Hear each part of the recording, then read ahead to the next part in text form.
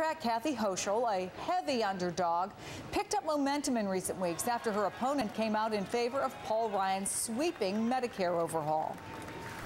We can balance our budget the right way and not on the backs of our seniors. How about making millionaires and billionaires pay their fair share? I'm joined now by Congresswoman Loretta Sanchez, Democrat from California, and Congressman Michael Grimm, Republican from New York. Good to see both of you. Good morning. Thank you for having us. All right, Congressman Grimm, let me start with you since it's your home state. No Democrat has won that district for 40 years. Hochul was outspent. So do you think this is a warning to Republicans about Medicare? Well, I think it's several things, and I think Republicans should be looking at everything, and they should always be warned. They're there to work for the people, and they answer to the people, and they always need to remember that so is if that they don't do their they job, should be worried about the Medicare issue? Well, I think it's certainly something they have to look at, and they have to message correctly. The bottom line is that we have to do something about Medicare if we want to keep it for our seniors and for our future seniors. So we have to do something, or I think it's morally reprehensible to just not deal with it. It's an issue that's looming, and when you look at the trustees of Medicare saying it's going broke, when the CBO say it's going broke, it's about saving Medicare. The funny thing, though, is that it's often Republicans are killing Medicare. It's, you know, Obamacare destroyed Medicare as we know it. And if we don't do something about it, we're going to lose it for our current seniors and our future generations. Well, Congressman Paul Ryan was on Morning Joe this morning making that exact same point, that he wants to save Medicare. He actually blames the Republican loss in upstate New York on Democrats demagoguing the Medicare debate. Let me play a little clip. If you can scare seniors into thinking that their current benefits are being affected, that's going to have an effect. And that is exactly what took place here. So, Congresswoman, is there also a fear that the Democrats could push too far?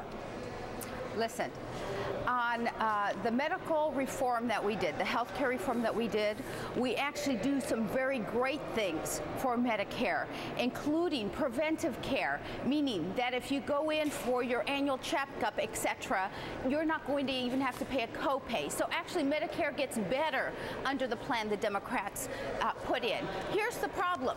The Republicans actually wanted to make seniors pay a lot more and throw them to the wolves in the sense that they had to go out and get private plans.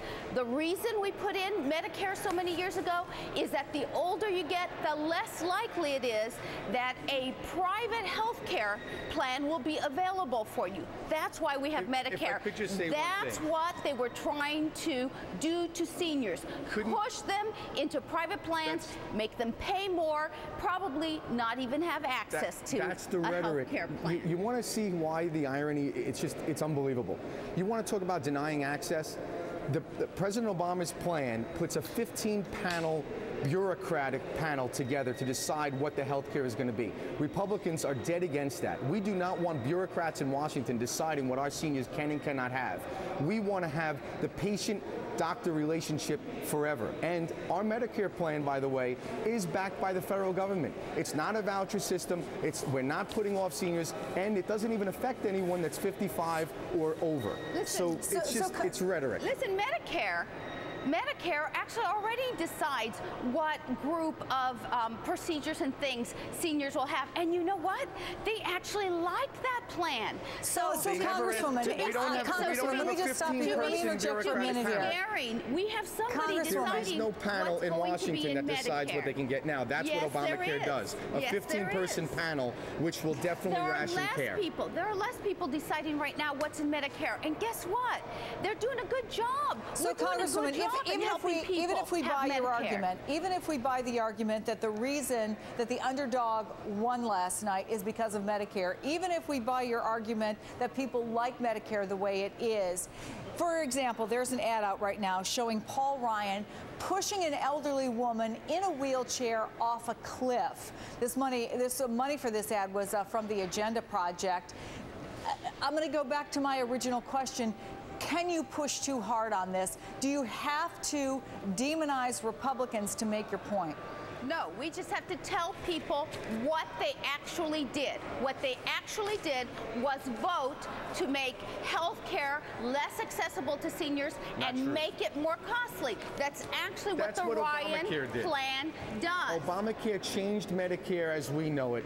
It is going to make it less accessible. The benefits. And one thing I haven't heard my colleague mention at all, and I would love for you to ask, how are we going to deal with the fact that it's going broke?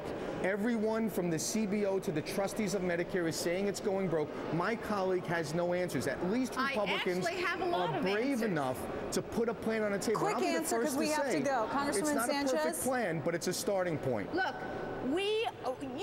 when you are voting here, are voting to not make companies pay taxes if they send jobs overseas. Absolutely not true. You are voting to give millions of to allow millions of bonuses to be given to Wall Street bankers. If I may. We've got to let that be the last word. But to be continued. Certainly to be continued. Two sides of the aisle, two sides of the country. Always an interesting debate. Representative Sanchez and Grimm, thanks so much for coming on. Thank you very much. Meantime, their colleague, Congresswoman Gabby Giffords, is back at her Houston Rehab Hospital today after surgery on her skull.